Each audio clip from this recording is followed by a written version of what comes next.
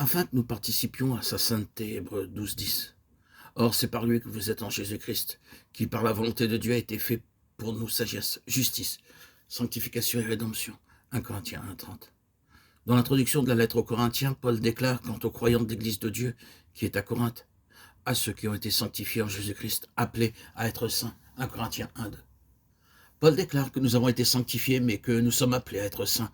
Tout croyant est donc déjà sanctifié en Jésus-Christ, mais il doit le devenir en expérience. C'est en vue de ce devenir que nous sommes par Dieu en Jésus-Christ. Il nous a plantés en lui. Christ, notre sanctification, la sainteté et la nature même de Dieu. Et c'est en apprenant à demeurer en lui, instant après instant, que nous devenons graduellement ce qu'en lui nous sommes déjà. Nous devons permettre l'intervention constante de Dieu par l'Esprit pour détruire tout aspect de notre vie naturelle qui voudrait se manifester afin que le développement de la nature sainte de Christ puisse se poursuivre jour après jour. Nous devons être un avec le Saint-Esprit dans le travail d'émondage. La sainteté est progressive et atteint son plein développement en demeurant un avec Christ dans sa mort.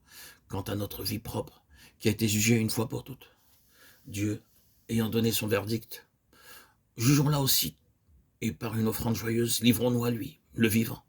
C'est pourquoi, frères saints qui avaient part à la vocation céleste, Hébreux 3:1, qui nous a sauvés et nous a adressé une sainte vocation selon son propre dessein de Timothée 1:9. Dieu nous adresse cette vocation en vue d'édifier sous la conduite et l'autorité du Seigneur une maison. Mais Christ l'est comme fils sur sa maison, et sa maison c'est nous, pourvu que nous retenions jusqu'à la fin la ferme confiance et l'espérance dont nous nous glorifions. Hébreux 3:6. La première chose spécifiée par Dieu à Moïse concernant le tabernacle est que le peuple devait apporter des offrandes. Exode 25:1-2. Ceci est un détail important à souligner, car bien que Dieu avait un plan parfait dans son cœur relatif à cette construction qu'il désirait afin d'habiter parmi son peuple, elle ne pouvait se réaliser que si le peuple apportait des offrandes. Il en est de même aujourd'hui. Dieu nous adresse cet appel non plus pour édifier une construction matérielle, mais une maison spirituelle dont chaque croyant est une partie, si toutefois nous nous livrons à lui entièrement.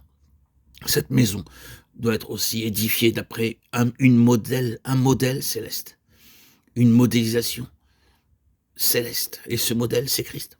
Ainsi, la maison de Dieu, dans toutes ses parties constitutives, est édifiée organiquement par la vie du Seigneur, circulant librement en chacun des membres. Cette maison doit être une reproduction de Christ, le grain de blé, et une conformité à lui, le modèle.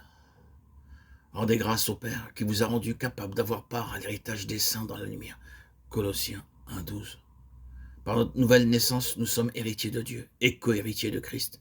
Or, si nous sommes enfants, nous sommes héritiers de Dieu et co-héritiers de Christ, si toutefois nous souffrons avec lui afin d'être glorifiés avec lui. Romains 8:17. Nous voyons, l'héritage est conditionnel si toutefois celui qui vaincra héritera ces choses. Apocalypse 21:7.